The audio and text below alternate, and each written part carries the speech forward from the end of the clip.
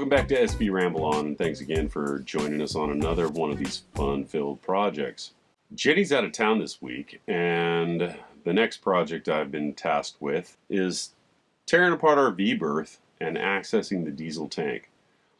I need to pump out all the fuel that's inside the tank already and clean out the inside. So what I've done is cobble together an electric fuel pump and a Raycor filter, and I also installed a little pre-filter just so the Raycor doesn't suck up too much gunk. Basically, I just wired this up to the Carter fuel pump with a little electric switch. I put this thing on an old cutting board, used some leftover parts from the dinghy engine mount thing. So what I got is this portable little unit. It all folds flat, the legs come off, everything bolts together on this platform right here. What I'm gonna do now is open up the tank lid and pump out the fuel. Alright, so here's the top of our diesel tank. This is the outlet to the engine filters. This is the air vent to the outside air. This is the return line. Whatever the fuel pump doesn't use gets sent back to the tank through here. And this is our tank tender fitting, the air line to the tank tender. Let's start taking this apart. So this is the dip tube for the tank. If you saw our tank tender video for the water tanks, if you haven't already seen it, go back and check it out, because there's a good explanation on how this whole thing works.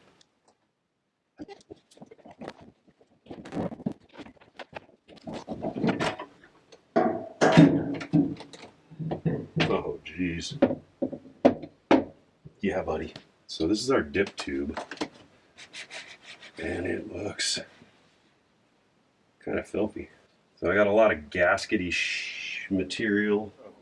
Thanks to the brilliance of the Taeyang boatyard, as you can see, this tank extends all the way up to the front of the boat in the V-berth. Right about here, there's a baffle. And there's also a side-to-side baffle here, so it's actually broken into 3 chambers, of which I only have an access on 1 chamber. This dividing baffle comes down right about here, down the center line, and it's got a hole, and it's got limber holes in the bottom of the tank. Let's see if we can get I don't know if you can get a peek inside here, but man, yeah, this is something I've been dreading for years. Right here, there's like a goopy crud out of the bottom of the tank, or out of the bottom of the dip tube rather.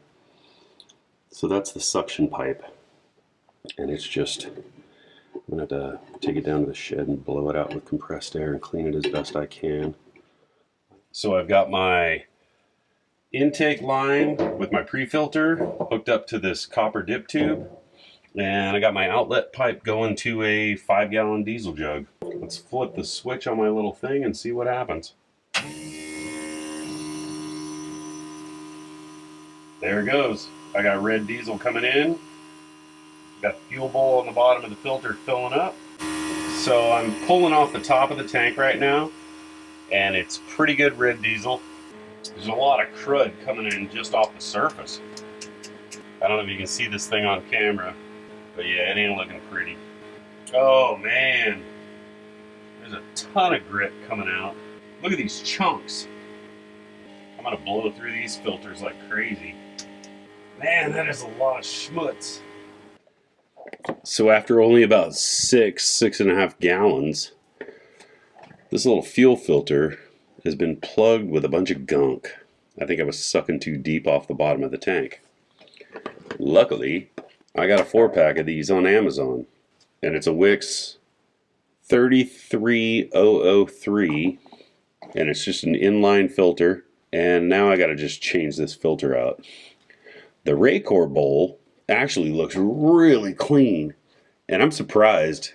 I haven't sucked off the bottom of the tank yet, but there's like no water in there, and this diesel in the fuel bowl looks really good. This deserves a close-up. And this filter is pretty much plugged up. This is amazing. There's just grit for days. Holy criminy. Good grief. Absolute mud. Yeah. Nice. That's in the bottom of our diesel tank. Man, I hope you can see this. This is just mud. So the integrity of the steel tank actually doesn't look too bad. It's just a matter of getting all the goo out. I can't imagine what's on the other chambers that I can't get to. So I got the tank wiped down on the inside as best I could through this access hatch. I also mucked out as much as I could get on this side through the baffle hole. There's like no way possible for me to get to the forward baffle of the tank, so I'm gonna set up the fuel pump some diesel back in the tank, and then using the pump circulate it around and spray down the inside walls and keep polishing the fuel while it's scrubbing down the inside of the walls and keep draining off the crud. So now I'm just spraying fuel around on the inside, knocking some more of that crud loose from the walls that I couldn't get wiped off all the way. Just want to put 5 gallons in and see what it does. Just keep agitating the fuel around.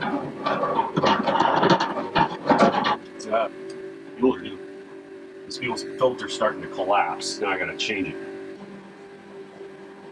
And I'm gonna go through a ton of these pre-filters. So this one's even looking pretty grimy right now. I just changed it 5 minutes ago, but you can see the fuel flow is slowing down.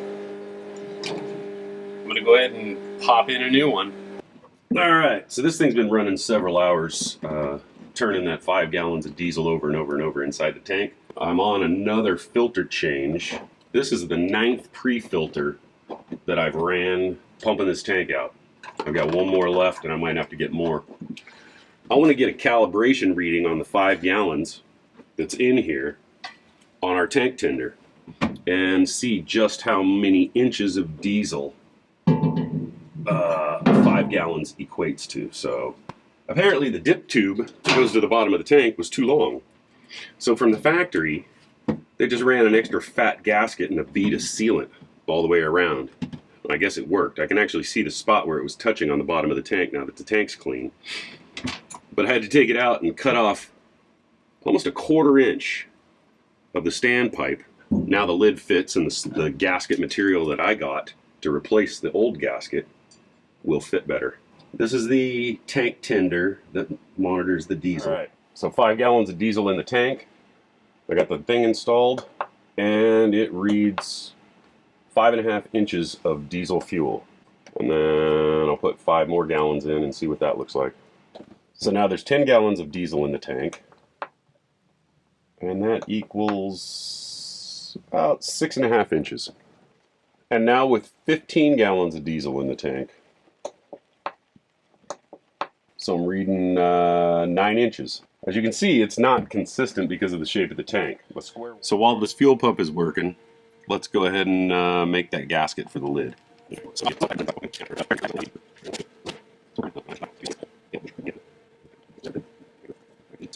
So here's the tank lid and the dip tube. Now this part should be fun. It's lining up all the holes. So I got the 8 bolt holes marked out. Now I'm going to punch them out. So,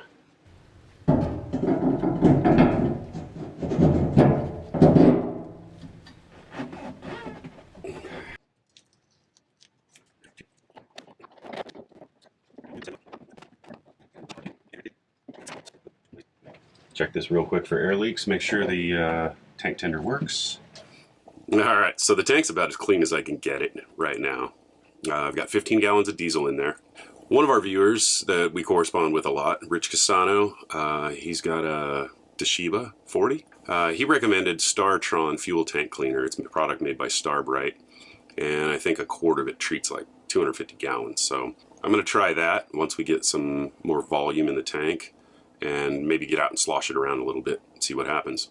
I went through 15 of those little Wix pre-filters and one of the Raycor 20 micron spin-on canisters during that whole fuel tank cleaning process.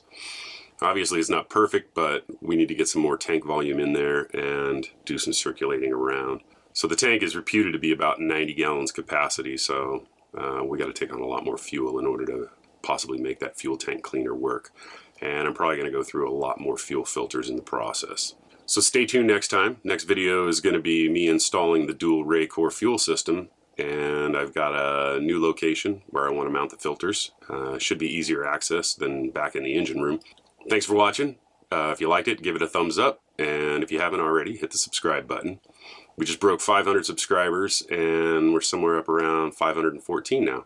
You can follow us on Instagram at SV_RambleOn and also SVRambleOn on Facebook as well. And don't forget to check out our website from time to time. That's SVRambleOn.com. Thanks for watching.